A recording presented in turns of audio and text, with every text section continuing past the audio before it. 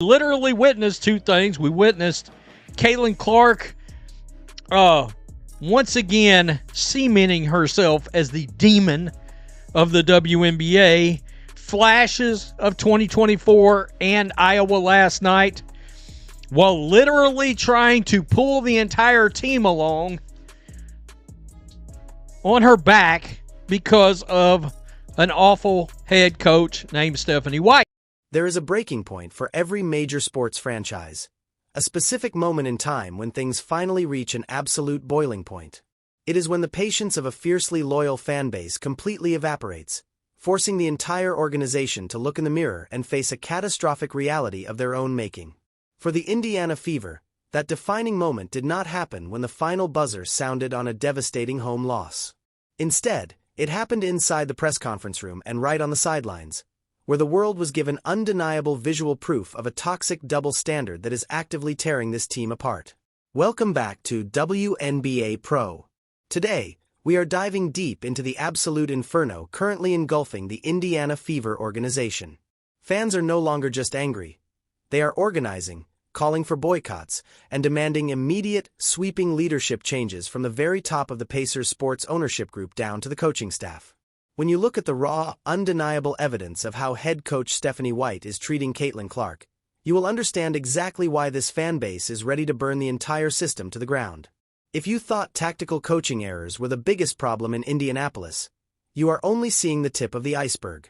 What we are witnessing is a blatant, unapologetic, and highly public campaign of disrespect and marginalization directed at the single most culturally significant player in the history of this league. Some reason.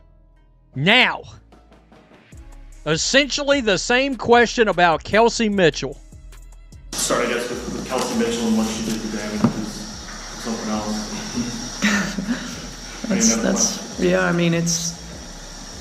It's speechless, really. She was 0 for 7 in the first half and 4 points, and just put us on her back.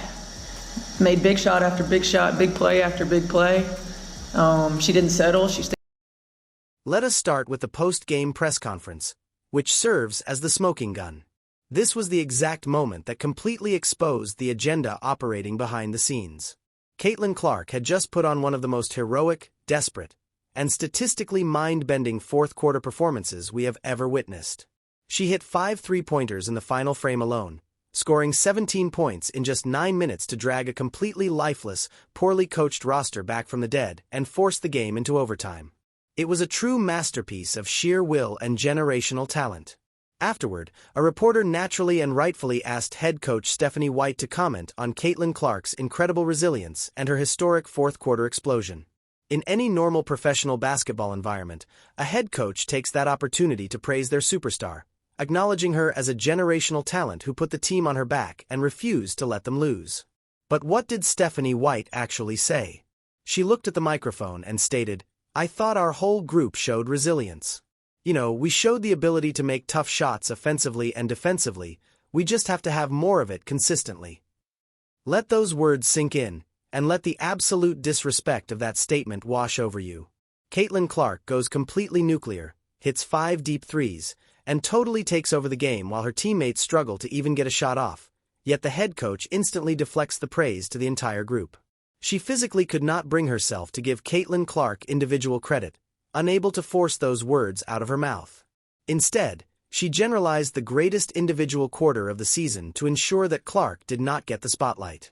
But wait, it gets exponentially worse, because minutes later in that exact same press conference, a reporter asked Stephanie White about Kelsey Mitchell's performance. It's speechless, really. She was 0 for 7 in the first half and 4 points, and just put us on her back. Made big shot after big shot, big play after big play. She didn't settle. She stayed aggressive, and she willed us. Start, I guess, with Unbelievable. Let me remind you that Kelsey Mitchell started the game going 0 for 7 from the floor in the first half, finishing with just 4 points and looking highly inefficient early on. Yet, when asked about Mitchell, Stephanie White's entire demeanor changed instantly. The deflections vanished, and the generalizations completely disappeared. Stephanie White looked right at the media and said, "I'm speechless, really. She was 0 for 7 in the first half and just put us on her back. Made big shot after big shot, big play after big play. She didn't settle, she stayed aggressive, and she willed us. Put us on her back. Willed us." The contrast here is absolutely jaw-dropping. This is a public relations disaster and a massive, flashing neon sign pointing directly to the deep-rooted favoritism and toxic internal politics destroying this locker room. When Caitlin Clark drops 17 points in 9 minutes to save the team, it is labeled as group resilience. But when Kelsey Mitchell hits a few shots after starting 0 for 7, the coach is left speechless and claims Mitchell carried everyone. You simply cannot operate a professional sports franchise with this level of blatant bias. You cannot treat your billion-dollar franchise savior like a nuisance while actively overpraising a veteran who routinely shoots the team out of games with terrible tunnel vision. The fans see it, the analysts see it, and they are completely, unapologetically furious. However, the press conference is only the verbal evidence. If you want physical, undeniable proof of this double standard, you have to look at the sideline body language. Because as the famous saying goes, body language never whispers, it screams. Let's move on though, chat. CC takeover in full effect when the whole world was counting on her and she delivered. Look at this right here. Oh my gosh, she 22. Game time shot. And is Stephanie White celebrating? Is Stephanie White screaming, clapping her hands? No. And you're going to be like, Venom, don't worry. Stephanie White is locked in. All right, well, let's see when Kelsey Mitchell scores then. But anyways, there was nothing or nobody that could stop Caitlin Clark. So see, off ball with no... Okay, what he's saying is Stephanie White act like nothing happened at all. Kelsey Mitchell has the basketball, hits her defender with a nice crossover ankle breaker move, and sinks a shot. It is a good basketball play, but look at the sideline and look at Stephanie White. She completely loses her mind, screaming and clapping her hands aggressively. She is literally stepping onto the basketball court, overflowing with raw, unfiltered emotion, and cheering for Kelsey Mitchell as if Mitchell just won the WNBA championship on a buzzer beater. Make the hypocrisy make sense. You are a head coach who stands completely motionless and benign when your franchise player hits a historic shot to save your job, but you practically storm the court in celebration when your favorite veteran hits a standard crossover jumper. This is not coaching. This is an agenda.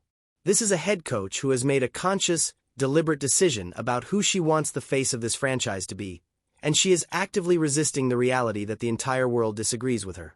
She is trying to build a system around Kelsey Mitchell, treating Caitlin Clark like an unwanted disruption to her master plan. This toxic agenda is bleeding into every single aspect of the Indiana Fever organization, right down to their social media department. Have you noticed the profound, highly suspicious silence on the Fever's official social media accounts over the past few days? Caitlin Clark is the most famous, highly marketable, and globally recognized women's basketball player on the face of the earth. She drives millions of impressions with a single photograph, and yet, the official Indiana Fever accounts went a full 48 hours without posting her. Instead, they are uploading videos of other players playing with puppies, while heavily and aggressively pushing Kelsey Mitchell promotional content. They are actively suppressing the marketing of their own golden goose in a desperate, pathetic attempt to artificially manufacture star power for veterans who simply do not move the economic needle. This is a masterclass in how to destroy a billion-dollar brand. And what is the ultimate, tragic irony in all of this? The primary justification for hiring Stephanie White in the first place was her supposed status as a defensive guru brought in to fix the defensive culture and establish grit and toughness. Well, let us look at the defensive results from this alleged guru. In this exact same game, while White was busy ignoring Caitlin Clark and cheering for Kelsey Mitchell, the Washington Mystics completely dismantled her defensive schemes. Sonia Citron exploded for a career-high 30 points, while Kiki Iriafen dominated the paint for a career-high 25 Screens points. again as Kelsey dribble Mitchell with a nasty ankle breaker, I cannot lie, as Stephanie White applauds and screams in excitement. So Caitlin Clark hitting a game-tying shot to send it to overtime didn't warrant that response for Stephanie White. But Kelsey Mitchell, and the move was nice right here. Oh my God. Look at Stephanie White. Oh my God, look at the emotion from this coach right here. Holy, she's like, yeah, Kelsey, she almost... Congratulations to the ultimate defensive guru of the WNBA. You just allowed two opposing players to drop absolute career highs on your home floor while giving up over 100 points in back-to-back overtime losses. You allowed 58 points in the paint because your rotations are fundamentally broken and your roster lacks a true center. Your defensive system is a complete, unmitigated disaster, and your offensive system consists entirely of hoping Caitlin Clark bails you out in the fourth quarter. The fans are not blind. The Fever fanbase is one of the most intelligent, highly engaged groups in all of professional sports. They watched the struggles of last year under Christy Sides, and many of them are now openly admitting that as flawed as Sides was, she at least eventually figured out that the entire offense needed to run exclusively through Caitlin Clark. Stephanie White is taking this franchise backward, and the fans are screaming for the Pacers Sports and Entertainment Ownership Group to step in immediately. This is a business. A multi-billion-dollar sports entertainment business. In professional sports, when a manager or a head coach actively alienates the primary revenue driver, that coach gets fired. Look at the Philadelphia Phillies in Major League Baseball, who fired their manager after a 9-19 start because expectations were at a World Series level and leadership was failing. Look at Paul Westhead in the NBA, who won an actual championship with the Lakers but was fired a little over a year later because his system clashed with Magic Johnson. The Indiana Fever ownership cannot sit back and allow a head coach to play high school favorites while the most valuable asset in the history of the league is being marginalized and mistreated. If Caitlin Clark does not go completely bonkers in the fourth quarter, the Fever get blown out by 20 points at home. Yet, when it came down to the final deciding shot of the game, Kiki Arifin, 25 points, career high. She had Kelsey Mitchell take the last shot. 10 of 14, 11 of 17. Congratulations, Stephanie White, the defensive guru to end all defensive gurus in the WNBA. You had two players go for career highs against you. And constitutes a fireable offense on the spot. Wow, and guys, we're going to get to Stephanie White and her statement from the press conference last night. Some statement. Indianapolis sports media needs to wake up and take the kid gloves off. If this were an NFL or NBA team, local reporters would be absolutely destroying the head coach for this level of incompetence and blatant favoritism. The media needs to start asking the incredibly hard questions and hold Stephanie White accountable for the cultural rot she is allowing to spread. This franchise is at a tipping point. Boycotts are trending. Hashtags are going viral, and fans are refusing to spend their hard-earned money to watch a head coach sabotage a generational talent. If the ownership group does not intervene, sit Stephanie White down, and demand that the entire system be re-centered around Caitlin Clark, this season is going to end in a catastrophic failure. You cannot have a coach who yanks her star player out of the game the moment she gets hot. You cannot have a coach who refuses to praise her point guard's historic performance while overpraising a veteran who shoots 0 for 7. You cannot have a coach who claims to be a defensive genius while giving up career highs to the entire opposing roster.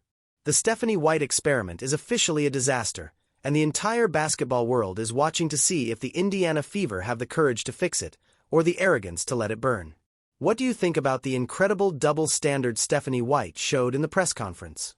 Is the undeniable video evidence of her sideline reactions enough to prove she is playing favorites?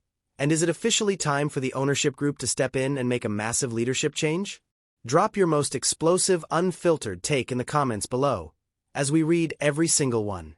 If you want the absolute raw truth about the deep-rooted drama, the business, and the politics of the WNBA that the mainstream media is too terrified to talk about, you are in the exact right place. Hit that subscribe button right now and destroy the notification bell so you never miss a deep dive breakdown. The revolution in Indiana is just getting started, and the truth will not be silenced. This is WNBA Pro, and we will see you in the next video.